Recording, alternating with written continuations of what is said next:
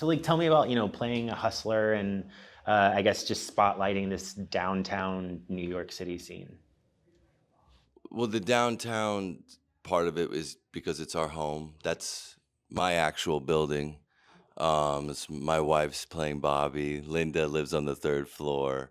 Ben lives down the block, and so we were really mining our environment from there. And the hustler aspect of it was a good way to um, personify a lot of things I wanted to explore in one kind of lifestyle. Yeah, the character I play, Dino, is kind of like your classic sidekick. He's just all he wants to do is support his friend, and that's all he cares about, really. And that's kind of all he cares about in life. He's kind of like a simple dude who just like loves movies and like myself, and just loves his best friend and loves the building. And so he's kind of a guy who's just down for anything. But he's an idiot, I think. He's a little bit of an idiot. And maybe a lot of it. Like yeah, in a good way. He's a nice guy. He's like a charming idiot. And that wasn't that hard for me to do. I mean, the big thing was that it was two normal people getting in above their pay grade, because it's like people in movies and someone gets killed and then they know what to do. And then when we really thought about what do you do if you kill someone, it's like it's really hard. There's cameras everywhere. How do you get rid of a body? It's like, so that just starting by being way out of your depth was a fun place to be. Ben and Mo went method by living in the neighborhood for 20 years before making the movie. It was all leading up to this. So tell me, you three wrote it together, right? What was that process like? And then the process of also getting it to the screen. Before you tell, can I just say, it was way more fun than it sounds, because people ask about us writing together and they think it's like three people bickering. And it's very strange. It's like the two twin brothers on G.I. Joe finishing each other's sentences. It was a lot of us getting up and acting things out, and Stefan standing there like, okay, wait now, and then him getting up and acting it out, and then me and Mo getting up and acting. It was just like a lot of that, and then eventually us putting it all down, and it was just such a light script. It was almost like a detailed outline, and then when Stefan came in, it was just everything was put back into the right order. This guy is he's excited to be alive. He's a person that brings that, and he wants to do things. Like, everyone has ideas, and someone's like, "Oh, let's do a podcast. Let's have a band." And they're all successful. And so he came in, and we're working together, and he has this energy, and it's like, "No, let's do this." And it just felt like, boom, it gelled on the writing side. We were having enough fun with enough good ideas coming from three different angles to pressure check it. So that's when it locked script-wise, and then we met,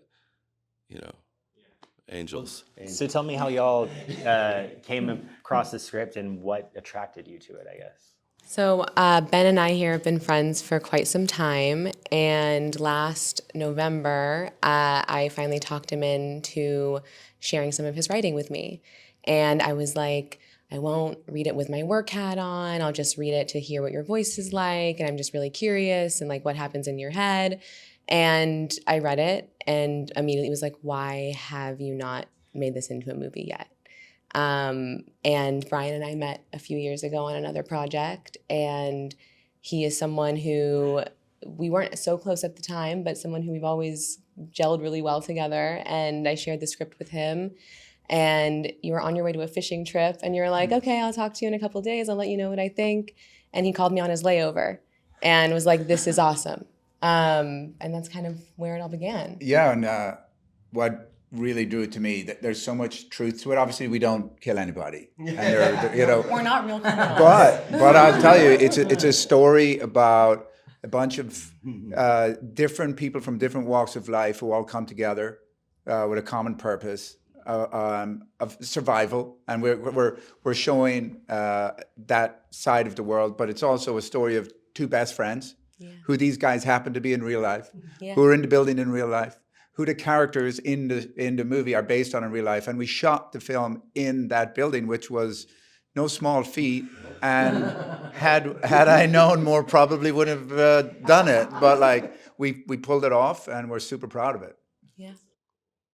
And you know, it's one thing to like read a script and say, "Oh, this is interesting." You know, yeah, we'll get to it. But both of them kind of like legitimately put their money where their mouth was, and like this is quickly, this is a sole financier for this film, and that doesn't happen like ever. Like you know, and everybody that worked on this movie, like I'm trying to, I don't want to sound cheesy, honestly, but like everyone that worked on this movie, their lives were completely changed. Our lives were completely changed because these two just decided to like give it a shot. You know, like I was bartending 11 months ago, you know, and just trying and just dreaming about making a movie and obsessed with movies. And they made it a reality. And it's crazy that, you know, we were able to make what we made with the neighborhood and all I of us feel like together. you guys were going to make it no matter what. You were determined as hell. They wrote a great script, and you were going to find a way. Yeah, You know, yeah, you were going to we were find a way. determined. However, it's very strange for the person who's producing the film, executive producing the film, to not get out of the way, but just offer nothing but support. Even in the edit, when like some things weren't going exactly what they wanted, they were still supportive of the common goal of getting the script to the screen. And that's just, I mean, Yeah. all you hear is about actors and writers, directors that fight with their producers. No, You know, that's the age old thing. he protected us. It was not having multiple financiers and multiple ideas coming in was such a gift for people. We were making film with limited resources and limited time, and people were working so hard, and it was 95 degrees every day, and we were pushing everyone to their limits, and every one of these technicians on set was killing themselves for us. Yeah. It was just, it was Like- such a stroke of luck. And if we'd had people coming in really messing with it, if we couldn't have lost a day. We didn't have No. anything to lose. We had No. so like he gave us that protection, Sarah gave us that protection, and we were able to grab the moment. But it was And even when things weren't pressure cooked, like when we just needed to get a cast together, when we just needed to get, you know, music together, we just needed, she was there reaching out to everybody. He was there reaching out to everybody. And it was like, as you see certain things, we got rights to this, we got rights to that. You're kind of like, oh my God, each time. And You know? encouraged us to shoot in the building instead of scaring us away from it. Yeah, we Like, could I have think other built a people would have set in scared us Jersey off. or something, you know, and been like, it wouldn't have been the same. No, that was the biggest. I think that was the key part. Is when reading the script, there's so much authenticity in it, and it's a real place about real people with like obviously not a real story, but the relationships and the way they ride for each other is very real. And I knew when reading it and when having early conversations with them that we had to make it as real as the script felt.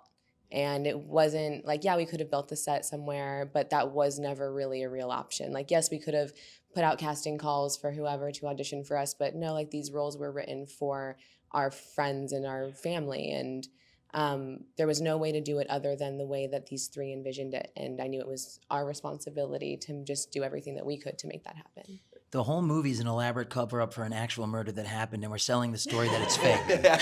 I mean, a real amazing coup that was pulled off in this movie and allowed by them, they facilitated, would be that Linda, my neighbor, who barely speaks any English and is a good friend of mine, was cast as a main role and was hiding bodies with us in this film. And she's unbelievable. And they believed in an insane idea, supported it. We found interpreters, and it turned out to be this amazing. She's amazing, and yeah. But that takes really brave people Yeah. on their side.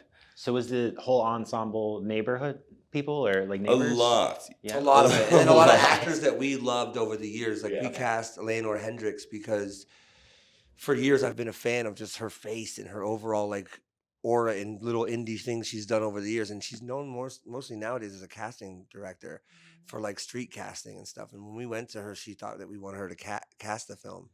And we were like, no, we actually want you to be in it. And her coming on board and like even Ajay Naidu, who's he's a neighbor. and a legendary actor who, and my friend Liz Carabell, who's just like I worked with her on another movie. She came onto this. It was all kind of handpicked.